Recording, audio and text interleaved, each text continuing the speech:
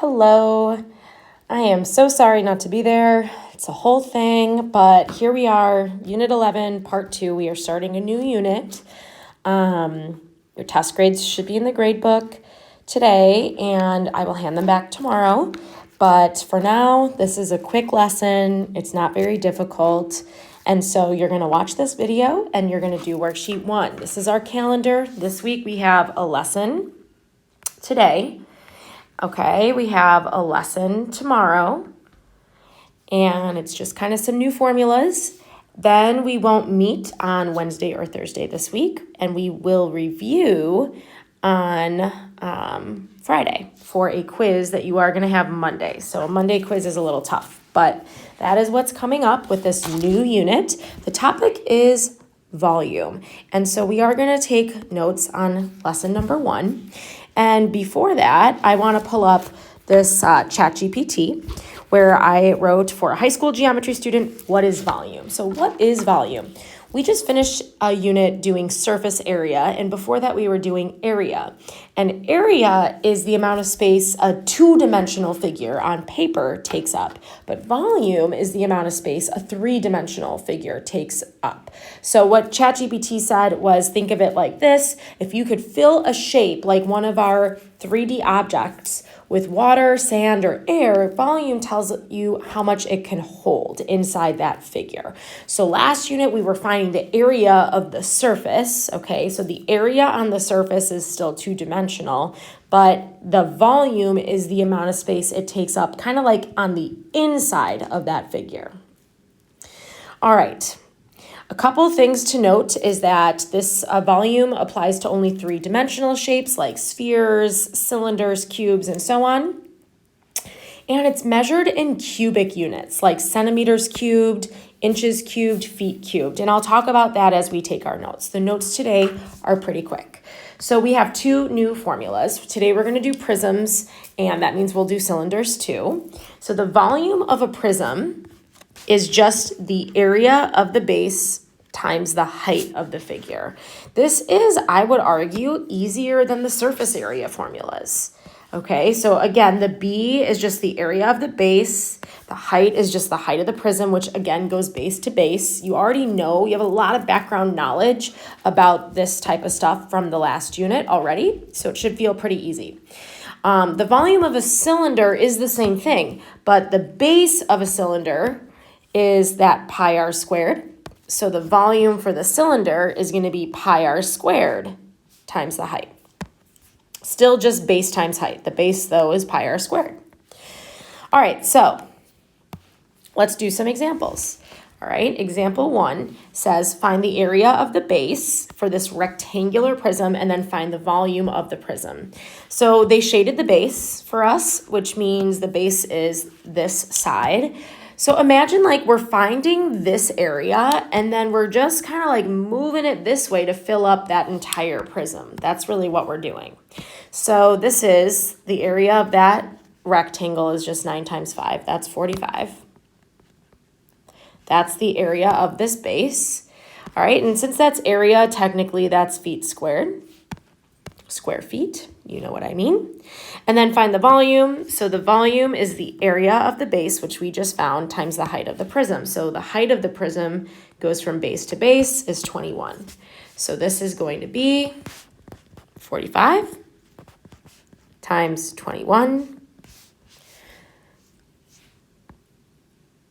So 45 times 21 is 945. And let's talk about units. This is going to be cubic feet or feet cubed. And the reason is this, okay? When I had that 45, you guys saw that was square feet. And then the height is just feet. So if I have something squared times something to the first power, remember you just add the exponents. So feet squared times feet is going to be feet to the third. Okay, that's why it's cubic feet. All you really need to know is all volume will be in cubic units. All right, so let's go on. This next one is a triangular prism. I'm going to draw this base over here. Okay. I'm going to draw an altitude because we are going to need to know the height. Remember, the area of a triangle is 1/2 base times height. And when I say base, that time I'm just talking about this length, all right, which is 6. And this length is 5. Now, if this whole length is 6 on the bottom and I drop an altitude, that altitude, because it's an isosceles triangle, will go to the center. So this triangle right here is a 3, 4, 5, which then gives me my height of my triangle, which is going to be 4. So this is 1/2. The base of the triangle is 6. The height of the triangle is 4. And so that area is 12. Then for volume, we're going to take area of the base times the height. So we're going to take the area of the base, which we just found was 12, and then we're going to multiply it by 12, the height of the prism. So this answer is 144 cubic inches, or inches cubed. There we go. There's our first 2 examples. Example 3 is a hexagonal prism. So we have to remember how to find the area of that hexagon base. So that's going to be the 6 times s squared root 3 over 4. Okay, so 10 is the side length of the hexagon. So 10 squared root 3 over 4. 10 squared is 100. So 100 root 3 over 4. And then 100 divided by 4 is 25, and then we'll multiply that by 6, okay? We've done this a whole bunch of times. 25 times 6 is 150. So 150 root 3 is the area of the base. To find the volume, I'm going to take that area of the base, and I'm going to multiply it by the height of the prism, which is from base to base, so that's 22.